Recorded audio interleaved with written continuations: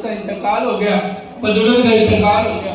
किसी ने ख्वाब में छोड़ किया, पूछा बाबा अल्लाह भी का अल्लाह ने आपके साथ क्या मामला किया, तेरे ना रब ने की किता मरण तो बाद की होया, क्या अल्लाह रब ने मेरी बख्शिश फरमा दी, रब ने मेरी बख्शिश कर दी।